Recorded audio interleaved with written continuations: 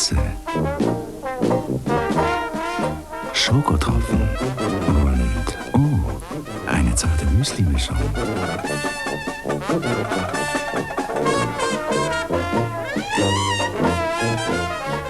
Canyon, das Besondere ist unwiderstehlich.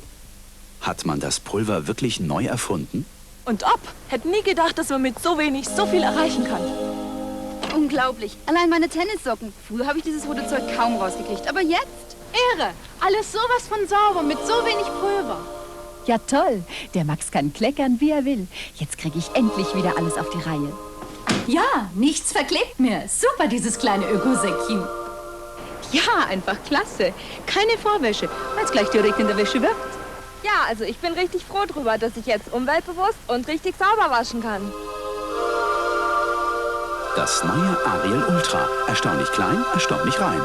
Echt eine super Erfindung, das Ariel Ultra. Komm, Sie sind da. Mir doch egal. Hey, was denn los? Ach, hab ne Haut wie ein gerupftes Huhn. Empfindliche Haut? Das Problem hatte ich auch. Du? Ja, ich, bis ich das hatte. Oil of Olas? Ja, aber ein neues, extra sensitiv. 0 Farbstoff und 0 Parfum. Das geht ja ganz rein. Klar, es ist den Fluids deiner Haut so ähnlich. Wow, für die sind wir jetzt zu schön. Oil of Olas extra sensitiv, so wie die junge Haut.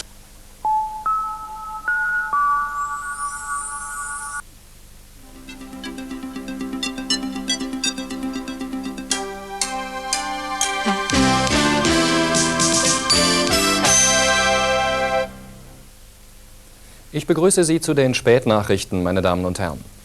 Das tschechoslowakische Parlament hat die führende Rolle der Kommunistischen Partei aus der Verfassung gestrichen. Ohne Gegenstimmen nahmen die Abgeordneten am Abend in Prag einen entsprechenden Vorschlag der Regierung an. Die Abschaffung der kommunistischen Vorherrschaft war eine der Hauptforderungen der Opposition. Auch der zweite Tag der Bonner Haushaltsdebatte wurde von der Deutschlandpolitik beherrscht. SPD und Grüne lehnten den Haushaltsentwurf 1990 als nicht zeitgemäß ab. Angesichts der dramatischen Veränderungen in Osteuropa forderten die Sozialdemokraten eine Kürzung des Wehretats um 3,2 Milliarden Mark und Bundeshilfen für die DDR.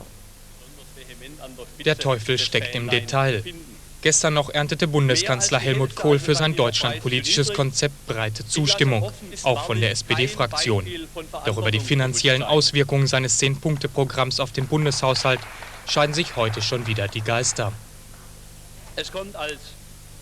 Das vom Bundeskanzler verkündete 10-Punkte-Programm verändert nachhaltig die bis dahin geltende politische Planung. Oder anders ausgedrückt, dieser Haushalt ist überholt und wir fordern bereits jetzt einen Nachtragshaushalt. Doch genau das lehnt die Regierungskoalition ab. Begründung: staatliche Milliardenhilfe für die DDR sei gegenwärtig kein Thema. Vordringlich sind vor allem Investitionsschutzabkommen, Freiräume für Privatinvestitionen und realistische Preise. Die westdeutschen Unternehmen sind sich ihrer Verantwortung bewusst und haben das auch zum Ausdruck gebracht. Sie sind allerdings nicht bereit, in das abgewirtschaftete System der sozialistischen Planwirtschaft oder in eine neue Spielart derselben zu investieren. Und solange keine klaren und eindeutigen Verhältnisse herrschen, will die Bundesregierung auch an der Höhe des Verteidigungsetats nicht rütteln. Der Bundestag verabschiedete am Abend das wohnungspolitische Sofortprogramm. Es handelt sich dabei um einen weiteren Zuschuss in Höhe von 13 Milliarden Mark bis 1993. Darin sind Zuschüsse, Kredite und steuerliche Abschreibungen für Bauwillige enthalten. Der Konföderationsplan von Bundeskanzler Kohl ist in der UdSSR auf herbe Kritik gestoßen. Wie der stellvertretende sowjetische Außenamtsminister Gremyzkyj erklärte, wolle Kohl offensichtlich der DDR Bedingungen diktieren und den Anschein erwecken, als stünde die deutsche Frage auf der Tagesordnung. Weiter kritisierte er, dass der Kanzler seinen 10-Punkte-Plan ohne Absprache mit anderen Staaten, einschließlich der DDR, unterbreitet habe. Nur wenige Stunden vor Beginn der heutigen Hauptversammlung des angeschlagenen Handelsriesen Coop hat die Polizei in einer Blitzaktion 5 Ex-Manager des Konzerns verhaftet. Die Staatsanwaltschaft wirft ihnen Untreue, Bilanzfälschung und Kreditbetrug vor. Nach Informationen aus Justizkreisen wurde auch der ehemalige Aufsichtsratsvorsitzende der Coop AG, Alfons Lappers, hinter Gitter gesteckt. Nach den Meldungen nun noch der Blick auf das Wetter.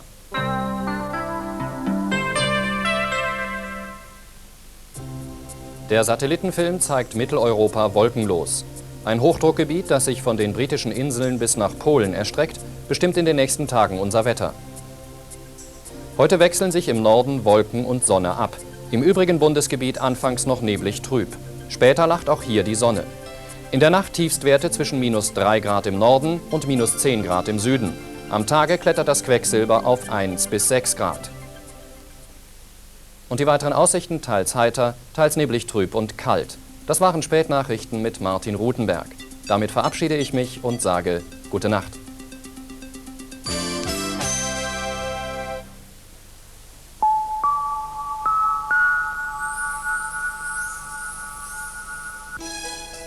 Mit der Frische von Lenore beginnt der Tag ein bisschen frischer.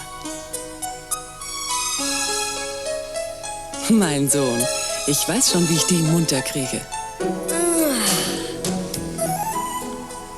So frisch macht's erst unser Lenore. Ach, unser Morgenmuffel. Na, den kriegen wir auch noch wach. Aprilfrisch oder Sommerfrisch. Lenore, einweich ohne Vergleich. Hey, look, she's got the look. Bei Wind und Wetter nimmt Camille die Haut in Schutz. Hey, look, she's got the look. Nach jedem Waschen nimmt Camille die Haut in Schutz. Camille mit Kamillenblütenextrakt. Beruhigt und kräftigt, schützt selbst vor einer Brennnessel. Trotz Großstadtluft bleibt die Haut natürlich schön. Hey, look, she's got the look. Camille nimmt ihre Haut in Schutz.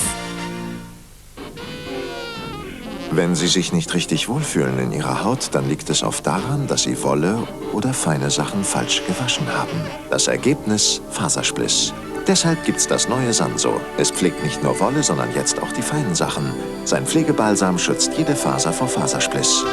Damit bleibt Wolle wollig und Feines fein. Das neue Sanso. Pflege, die Sie fühlen können.